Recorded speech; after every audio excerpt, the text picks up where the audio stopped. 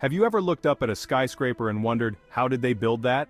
These towering structures seem to defy gravity, but their construction is a marvel of engineering and teamwork. It all starts with a plan, a vision of what the building will become. From that initial idea, architects and engineers work together to design a structure that is both beautiful and strong. The process is like building with giant Legos, but instead of plastic, we use steel, concrete, and glass. It's a dirty job, but someone's got to do it.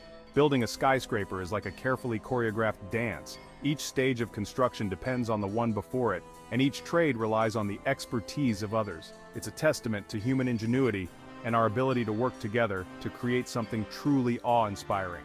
In this guide, we'll take you behind the scenes and show you how these giants of the skyline are born. We'll start at the very bottom with the foundations that anchor these buildings to the earth, and work our way up to the spire where the building meets the sky.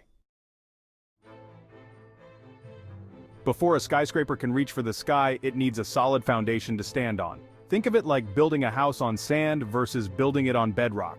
Skyscrapers are heavy, really heavy, so they need a super strong base to support all that weight. That's where the foundation comes in. Building the foundation is a massive job.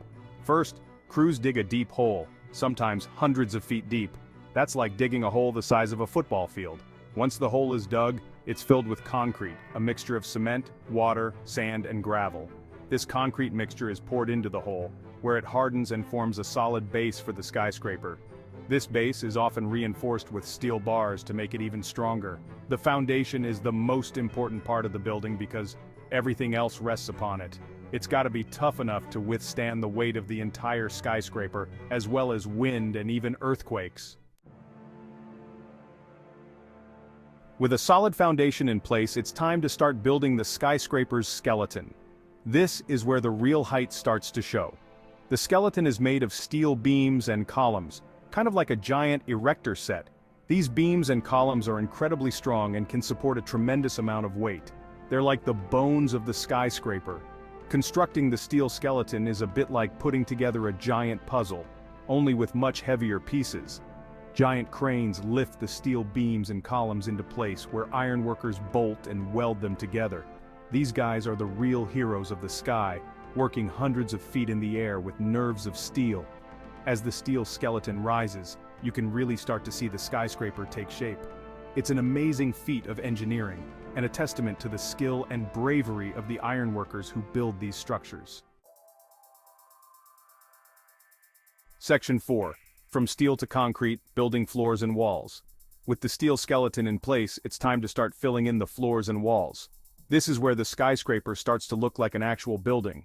The floors are typically made of concrete slabs that are poured on top of the steel beams. The concrete is reinforced with steel bars to make it extra strong. Building the floors and walls is a lot like making a giant layer cake. First, workers build forms which are like molds for the concrete. Then, they pump concrete into the forms and let it harden. Once the concrete is dry, they remove the forms and you have a brand new floor or wall. This process is repeated floor after floor until the skyscraper reaches its full height. It's amazing to watch these buildings grow from the ground up, one floor at a time. And let me tell you, the view from the top just keeps getting better. Section 5. The veins of the building, installing utilities and lifelines. A skyscraper is more than just steel and concrete. It needs all sorts of utilities to function. We're talking about electricity, water, heating, cooling, and of course elevators. Installing these systems is like connecting the building's veins and arteries. Imagine trying to wire your house, but instead of one floor you have 100. That's the challenge these guys face every day. Electricians install miles of wiring to bring power to every corner of the building.